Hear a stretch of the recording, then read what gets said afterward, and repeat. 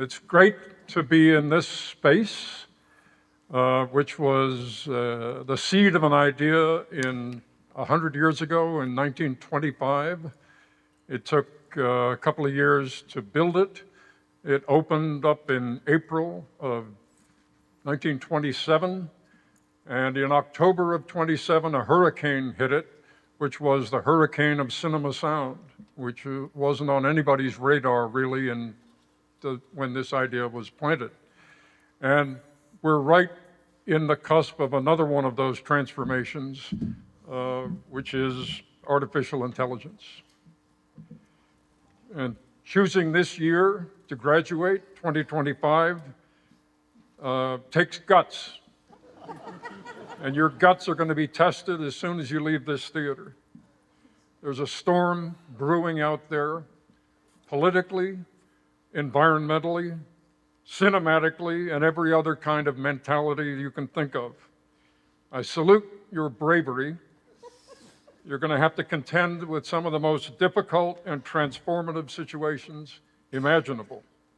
You could have chosen to graduate in 1967, like I did, but for some reason it skipped your minds. 2025 is the 200th anniversary of motion pictures. Notice I didn't say cinema or even motion photography. It was the toy called the thaumatrope, which was born in 1825. Basically, it was a card with images drawn on either side of it, with threads twisted above and below, and when you yanked those threads, the cards flipped around and you saw a bouncing ball or a jumping jack or something like that. It was basically a two-frame GIF. But out of this tiny seed, the giant oak of cinema grew. It's more than an oak. You could call it a galaxy. Photography was invented the following year, 1826. Motion photography was a dream so distant as to seem completely improbable until Edward Muybridge in 1878 lined up 24 cameras and caught Leland Stanford's horse Occident in full gallop. After that, the chase was on. It was won either by Louis Le Prince in England in 1888 or by Thomas Edison and William Dixon in New Jersey in 1889, or if you're French, by the Lumiere brothers in 1895. What did the brothers think of the long-term potential of this new medium? Brother Louis turned down a potential investor by telling him, it's an invention without a future. Or maybe he was just being canny, wanting to keep the profits for himself. William Dixon, however, in that same year, 1895, thought the sky was literally the limit.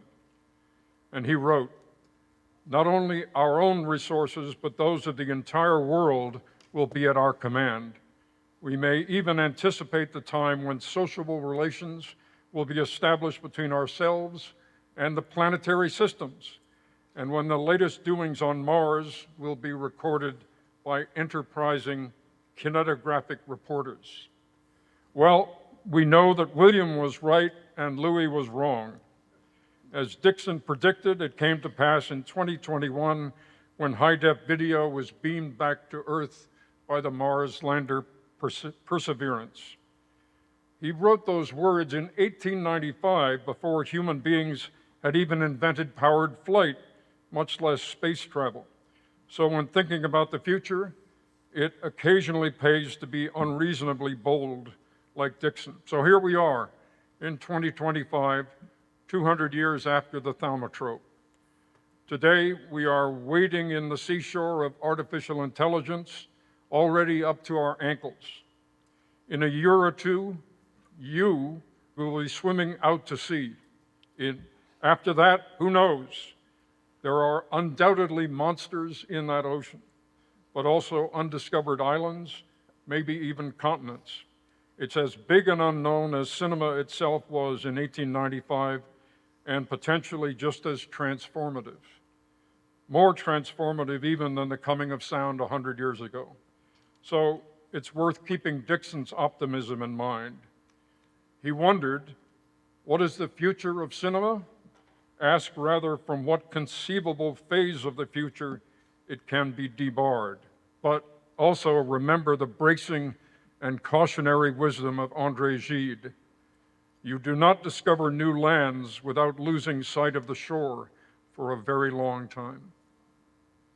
I wish you all the fortitude, perseverance, and good graces that you will need as you embark on your voyages. You've made friends and allies during your time here at the AFI. Stay close. You will need each other in the years to come. Thank you very much.